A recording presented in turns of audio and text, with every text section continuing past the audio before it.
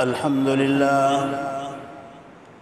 لله رب العالمين، والصلاة والسلام على سيد الأنبياء والمرسلين نبينا محمد وعلى آله وأصحابه أجمعين.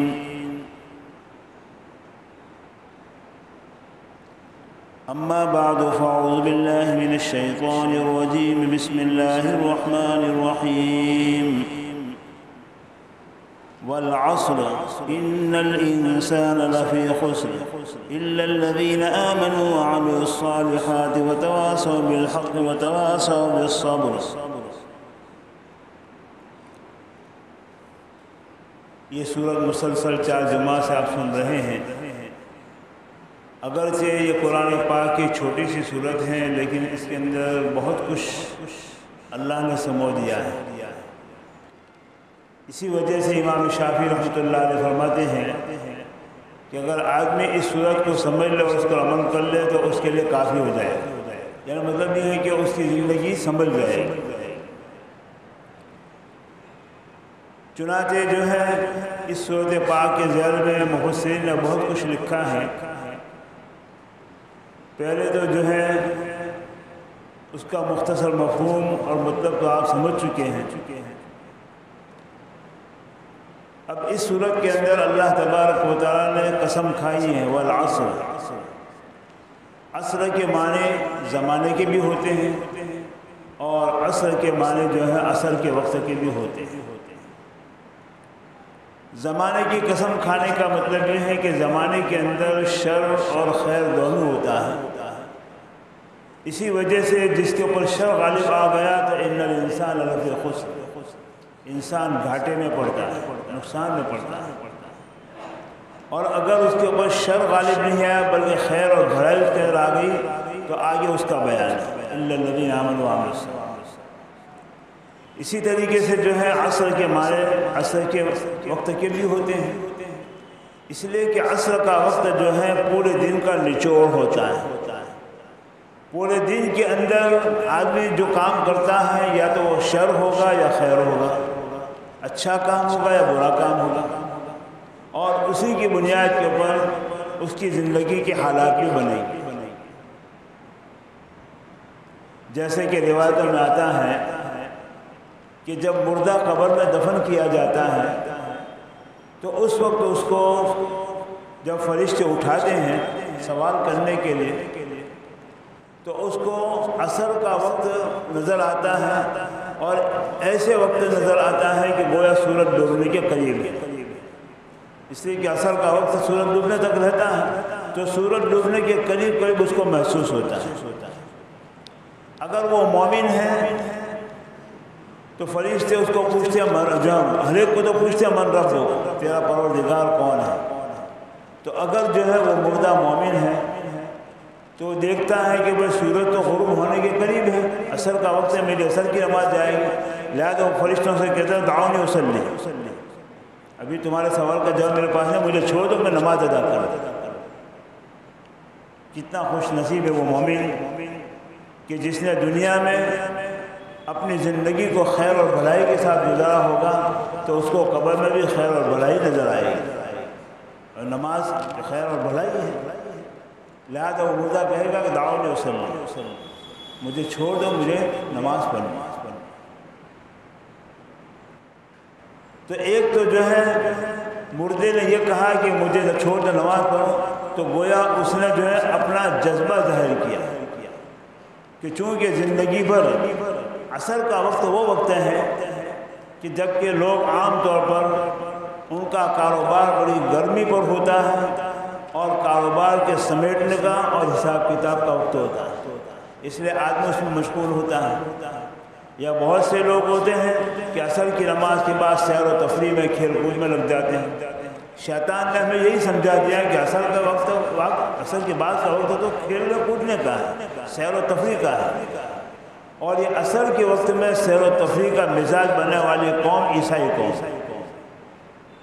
اور اس نے اس بارے میں اتنا پروپیگنڈا کیا کہ لوگوں کو بس یہی محسوس ہونے لگا پورے دن تھکتے ہیں، ذرا شام کے وقت میں اپنا دل اور دماغ فریش ہو جائے کھیل کود کے ذریعے سے، لہٰذا اس وقت کھیلو کودو، تفریح کرو، گارڈنوں میں جاؤ۔ لیکن مومن بندہ جو ہوتا ہے عصر کے وقت میں اللہ کے دربار میں حاضر ہوتا ہے، نماز ادا کرنے کے لیے اور ذکر و تسبیح کے لیے۔ اور یہ بھی حدیث پاک میں آتا ہے کہ جیسے زندگی بسر کرو گے ویسے مرو گے، کما تحیون تموتون و کما تموتون تحشرون، جیسے مرو گے ویسے اٹھائے جاؤ۔ اب ایک مومن بندہ جو ہے اپنے نماز کے اوقات کی خوب حفاظت کرتا ہے، خصوصاً عصر کے وقت سے، اس لیے کہ عصر کا وقت ہے، اس کے فضائل حدیث میں بہت زیادہ آتے ہیں، جیسے کہ آپ سنتے رہتے ہیں فضائل ذکر کے اندر۔ اب جب ایک مومن بندہ عصر کے وقت میں اللہ کی طرف متوجہ ہوتا ہے، اللہ جو ہے نماز پڑھتا ہے اور اسی طریقے سے جو ہے ذکر اذکار میں رہتا ہے، تو گویا اس کا ایک مزاج بنا ہوا ہے کہ شام کے اس وقت کے اندر نماز کے ساتھ ساتھ اللہ کا ذکر کرتا ہے۔ وہی مزاج کا غلبہ قبر میں اس کے سامنے آتا ہے اور اس وقت بھی وہ عصر کا وقت دیکھتا ہے اور فرشتوں سے کہتا ہے کہ مجھے چھوڑ دے، میں نماز ادا کر۔ تو گویا اس نے نماز کا خیال ظاہر کیا، لیکن چونکہ وہ تو عبادت کا وقت نہیں ہے، لیکن یہی اس کی کامیابی کی دلیل ہوگی اور باقی اس کے بعد کی قبر کی ساری منزل اس کے لیے آسان ہو جائے۔ تو جو آج منکرات کے اندر بات یہ چل رہی ہے کہ جو منکرات کا اتنا شائع، یعنی برائیاں اتنے شائع ہو چکی ہیں، اتنی پھیل چکی ہیں کہ آج برائی کی برائی دلوں میں سے نکلتی جا رہی ہے، بلکہ بہت سی برائیوں کی برائی تو دل میں سے نکل بھی چکی ہے۔ تو اور خاص طور پر شام کا وقت جو ہوتا ہے، عورتیں بھی جو بن ٹھن کر بازاروں میں گھومنے نکل جاتی ہیں، جوان بھی نکل جاتے ہیں، اور بہت سے جوان تو ایسے ہوتے ہیں کہ گزرگاہوں کے اوپر بیٹھ کر جو ہے تماشا دیکھتے ہیں، راستوں میں چوراہوں پر بیٹھ کر تماشا دیکھتے ہیں۔ حالانکہ نبی کریم صلی اللہ علیہ وسلم نے فرمایا کہ ایاکم الجلوس فی الطرقات، راستوں میں بیٹھنے سے بچو۔ دیکھو منکرات کے اندر کے بھی ہیں، چوراہوں پر راستوں میں بیٹھنا اور تماشا دیکھنا اور گزرنے والوں کے ساتھ کیسے ٹھٹا مذاق کرنا، یہ بھی آج ایک مزاج بن چکا ہے۔ نبی کریم صلی اللہ علیہ وسلم کی جو ہے وہ نگاہ نبوت دیکھ رہی تھی کہ آج نہیں تو ایک وقت آنے والا ہے کہ لوگوں کا حال یہ ہوگا اور اس منکر سے برائی سے روکنے والا کوئی نہیں ہوگا۔ چنانچہ آج یہی ہے کہ جو ہے شام کا وقت، عصر کا وقت کتنا مبارک وقت ہے، اور عصر کی نماز ضائع ہو جائے، سیاستہ کی روایت ہے کہ جس کی عصر کی نماز فوت ہو گئی وہ تیرا اہل و مال ہو، اس کا مال اور اس کے اہل برباد ہو گئے۔ مطلب یہ ہے کہ ایسا ہے جیسا کہ کسی آدمی کے مال و اہل و عیال اور مال برباد ہو جائے تو اس کے اوپر کتنا غم ہوگا، اس سے زیادہ غم اس کو عصر کا وقت فوت ہونے پر ہونا چاہیے۔ حدیث پاک کا مطلب اور مفہوم ہے۔ تو اس صورت کے اندر اللہ تبارک و تعالیٰ نے عصر کے جو ہے عصر کے وقت کی قسم کھائی۔ اب اس سے اس وقت کی اہمیت معلوم ہوتی ہے کہ یہ وقت کتنا اہم ہے اور کتنا جو اللہ کے نزدیک قیمتی ہے۔ لیکن شیطان کے غلانے سے آدمی یہ سمجھتا ہے کہ بھائی پورے دن تھکے ہیں، کام کاج کرتے ہیں، مزدوری کی ہیں، بیپار میں بیٹھے ہوئے تھکے ہیں، ذرا دماغ جو بہت پریشان ہے، لہذا دماغ کو فریش کرنے کے لیے باغوں میں اور گارڈنوں میں جو ہے گھومنے چلے جاؤ، کھیل کود میں لگ جاؤ اور یہ مبارک وقت جو اس کے اندر ظاہر ہو جائے۔ لیکن جس نے یہ مبارک وقت کی قدر و قیمت کی ہوگی وہ فرشتے کو کیا جواب دے گا قبر کے اندر؟ دعونی اصلی، مجھے چھوڑ دے، میں نماز پڑھوں۔ اور آج جو ہے خصوصاً ہر جگہ یہ ماحول بن چکا ہے کہ بازار کے راستوں کے چوراہوں پر نوجوان بیٹھتے ہیں اور عورتیں بازاروں میں گھومنے نکل جائیں۔ اسی وجہ سے آپ صلی اللہ علیہ وسلم نے کیا فرمایا؟ راستوں میں بیٹھنے سے بچو۔ قالوا یا رسول اللہ صلی اللہ علیہ وسلم، صحابہ نے کہا کہ اللہ کے رسول، وما لنا فی سبیلنا بد نتحدث فیہا، ہمارے لیے وہاں پر بیٹھنا ضروری ہے کہ ہم کام کاج میں ہوتے ہیں وہاں پر۔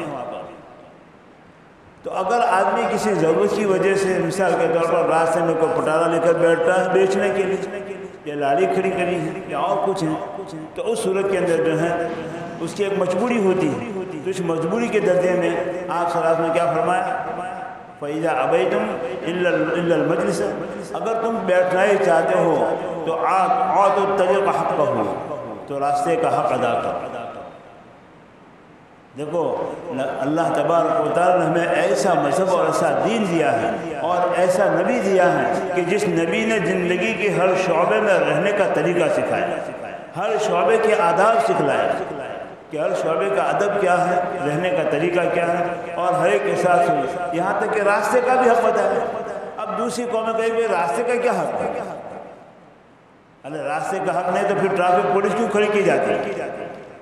ٹریفک پولیس کیوں کھڑی کی جاتی ہے؟ راستوں کو کلیئر کرنے کے لیے، بھیڑ بھاڑ نہ ہو تاکہ لوگوں کو آنے جانے میں تکلیف نہ ہو۔ تو یہ تو حق تو ادا کریں، چاہے ڈائریکٹ ہے تو انڈائریکٹ حدیث کے اوپر عمل کریں۔ تو آپ صلی اللہ علیہ وسلم نے فرمایا کہ راستے کا حق ادا کرو اگر بیٹھنا ہی ہے۔ دیکھو یہ بات اس پر چلی ہے کہ عصر کا وقت کتنا مبارک ہے، لیکن ایسے وقت میں ہم نبی کریم صلی اللہ علیہ وسلم کی تعلیمات کی کتنی مخالفت کرتے ہیں راستوں اور چوراہوں پر بیٹھ کر۔ چنانچہ جو ہے صحابہ کرام نے پوچھا کہ ما حق الطریق، راستے کا حق کیا ہے؟ یعنی راستے کا بھی آخر کوئی حق ہے تو کیا حق ہے؟ تو آپ نے سب سے پہلے کیا فرمایا؟ غض البصر، اپنی نظروں کو نیچے رکھو۔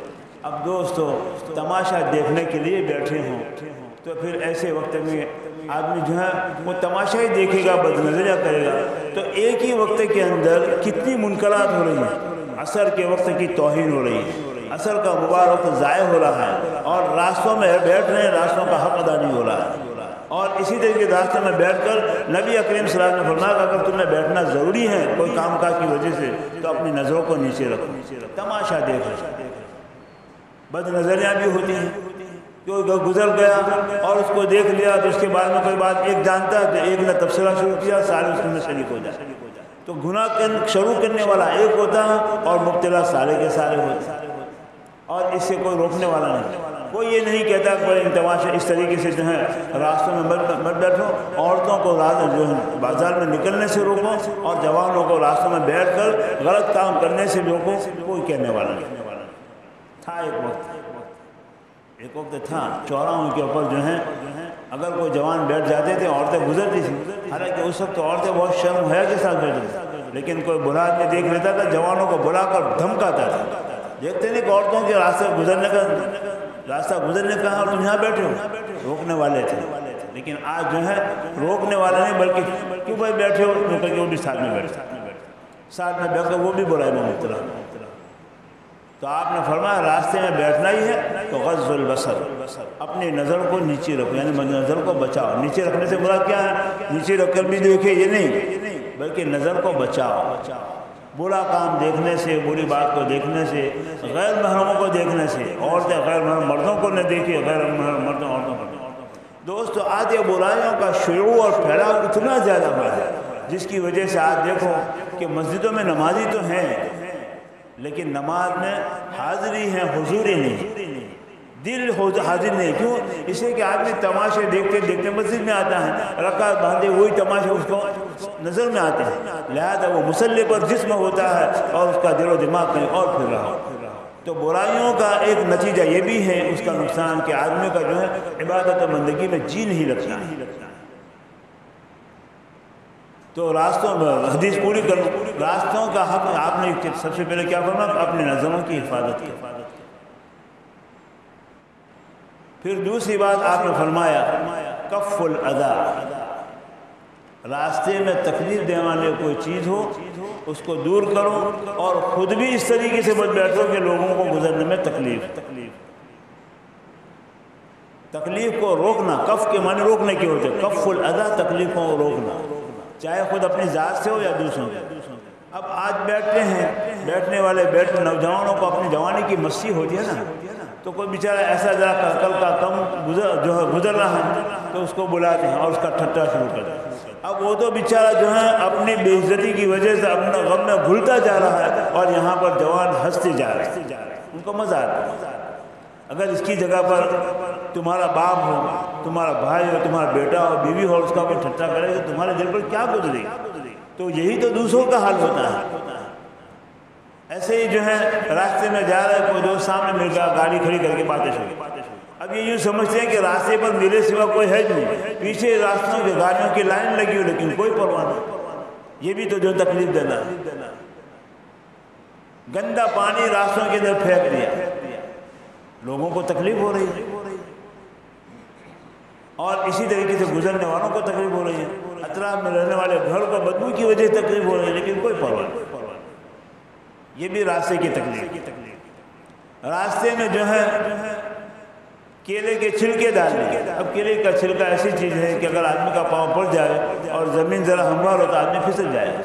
اب ایک چھلکا ڈالنے والا ڈال کر چلا گیا، انجانا ہو گیا، ایک آدمی گرا، اس کا پاؤں ٹوٹ گیا، کوئی ہڈی ٹوٹ گئی، بیچارہ زندگی بھر کے لیے اپاہج ہو گیا، کیا فائدہ ہو؟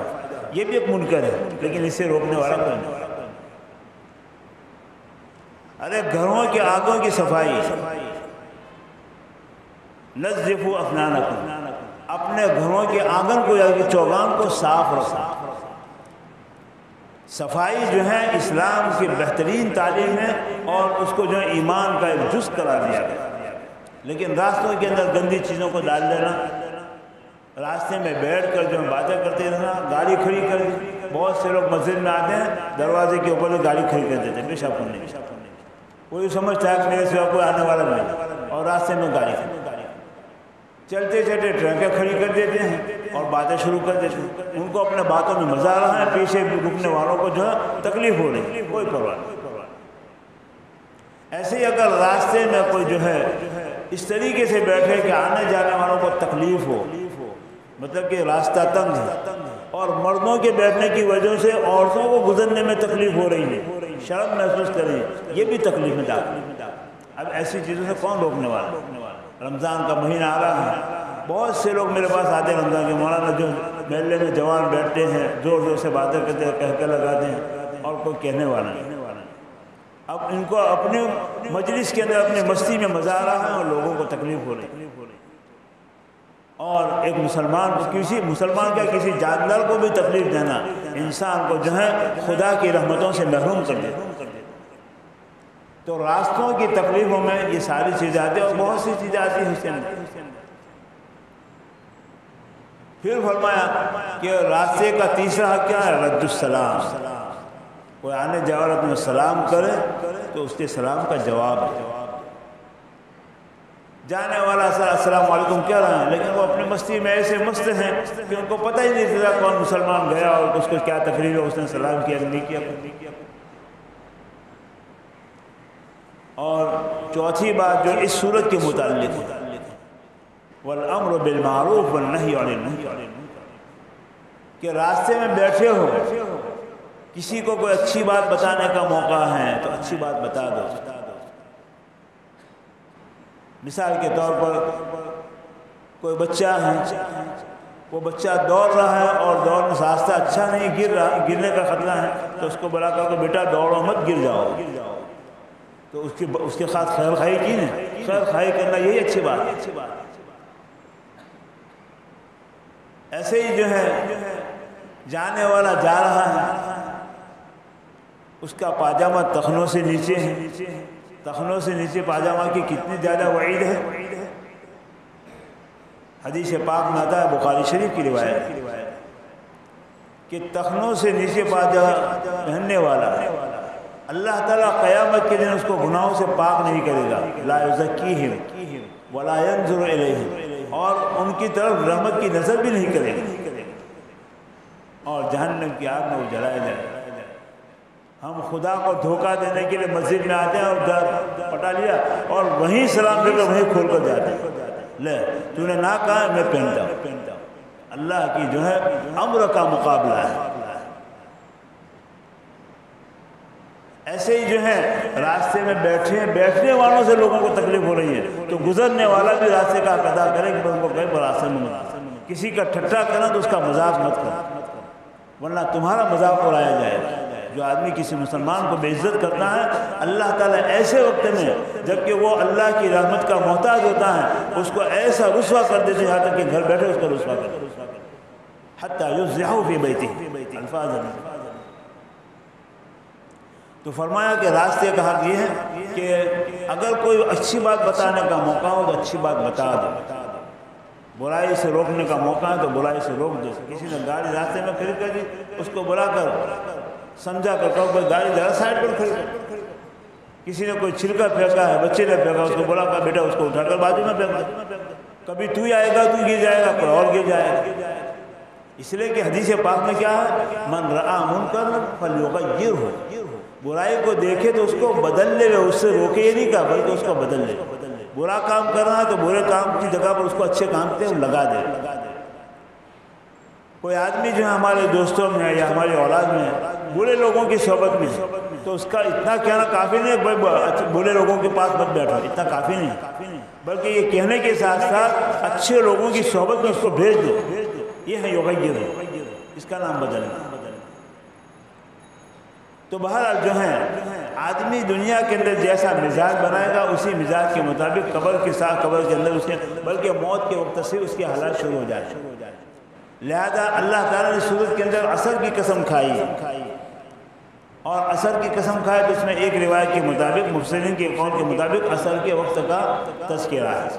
اس سے ایک تو اس وقت کی اہمیت اور اس کی جو ہے برکتوں کا اظہار ہوتا ہے کہ اللہ نے اس وقت کے اندر کتنی برکت رکھی، اور ہم جو ہے اس وقت کے اندر کیا کرتے ہیں، تماشوں میں، بازاروں میں گھومنے میں، باغات کے اندر گھومنے کے اندر اور جگہ پر گھومنے کے اندر اپنے وقت کو ضائع کرتے ہیں، کھیل کود میں ضائع کرتے ہیں۔ حالانکہ یہ اللہ کی طرف رجوع ہونے کا وقت ہے۔ اس موقع پر بھی اللہ کی طرف رجوع ہوگا تو وہ مردہ اٹھ کر فرشتوں کو کیا جواب دے گا، دعونی اصلی، مجھے چھوڑ دو میں نماز۔ تو گویا یہ خیال ظاہر کر کے اس نے اپنا مزاج بتا دیا کہ دنیا کے اندر یہ بندہ جو ہے اس وقت کے خصوصی طور پر اللہ کی طرف رجوع کرنے والا تھا، اللہ کی عبادت کرنے والا تھا، اور نمازوں کا اہتمام کرنے کے ساتھ ساتھ ذکر و اذکار کا بھی اہتمام کیا۔ آدمی اپنے بیاپار میں لگا ہے، حلال کمائی کر رہا ہے، وہ بھی عبادت ہے۔ اگر اس موقع اس وقت میں اگر یہ بات ہے تو کوئی حرج نہیں، لیکن اتنا خیال رہے کہ نماز ضائع نہ ہو۔ دنیا کس کو کہتے ہیں؟ وہ کمائی کہ جس کے ذریعے سے بندہ آخرت سے غافل ہو جائے اس کو دنیا کہے۔ ورنہ اگر آدمی تمام حقوق کا خیال رکھتے ہوئے مال کماتا ہے تو یہ عبادت ہے۔ اور اسی کو قرآن پاک نے کیا کہا، وَابْتَغُوا مِن فَضْلِ اللَّهِ، اللہ کے فضل کو تلاش کرو۔ گویا کمانا اللہ کا فضل ہے، اور یہ دنیا کیسے ہو سکتی؟ نہیں ہو سکتی۔ لہذا فرمایا وَالْعَصْرِ، قسم زمانے کی یا قسم عصر کے وقت کی۔ پھر جو ہے اللہ تعالیٰ نے دو قسم کے لوگوں کا بیان کیا، ایک تو وہ لوگ جو دنیا اور آخرت میں نقصان اٹھانے والے ہیں، اور دوسرے وہ لوگ کہ جو دنیا اور آخرت میں فائدہ اٹھانے والے، کامیاب ہونے والے۔ لفی خسر کے کہا، ان الانسان لفی خسر کے کہا کہ جو ہے عام طور پر انسان خسارے میں، ٹوٹے میں اور نقصان میں، مگر کون لوگ؟ جو لوگ ایمان کے ساتھ نیک اعمال کریں اور نیک اعمال کے ساتھ ساتھ خود بھی کریں اور دوسروں کو بھی لگائیں، وتواصوا بالحق، حق کے لوگوں کو وصیت کریں، حکم کریں۔ حق سے مراد نیک کاموں کی، اچھے کاموں کا حکم کریں، وتواصوا بالصبر، اور اسی طریقے سے جو ہے نیک کام بتانے میں یا برے کام کے روکنے کے اوپر اگر کوئی مصیبت آ جائے، کوئی تکلیف آ جائے، کسی کی طرف سے پریشانی آ جائے تو اس سے ڈرنا نہیں چاہے بلکہ اس کے اوپر جمع بھی رہے۔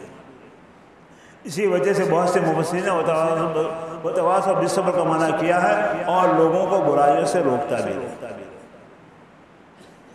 اور اس کے علاوہ اس سورت کے اندر بہت ساری حکمتیں اور بہت ساری باتیں مفسرین نے بیان کی ہیں جو اپنے موقع پر لکھی ہوئی ہیں۔ اللہ تعالی ہمیں جو ہے نیک کام میں لگنے کی بھی اور دوسروں کو لگانے کی توفیق عطا فرمائے، اس لیے کہ دین کے بنیاد دعوت اور تبلیغ پر ہے۔ فقط آدمی اپنے طور پر کام کر لے کافی نہیں ہے، بلکہ اس کے ساتھ ساتھ یہ چار کام بھی ہونے چاہیے، ایمان و عمل صالح اور عمل بالمعروف والنہی عن المنکر۔ اسی کی بنیاد کے اوپر انسان کا ایمان بھی مکمل ہوتا ہے اور انسان دنیا اور آخرت میں کامیاب ہوتا ہے، اور جس نقصان کا اللہ نے اس صورت کے اندر بیان کیا اس نقصان سے انسان بچ جاتا ہے۔ اللہ تعالیٰ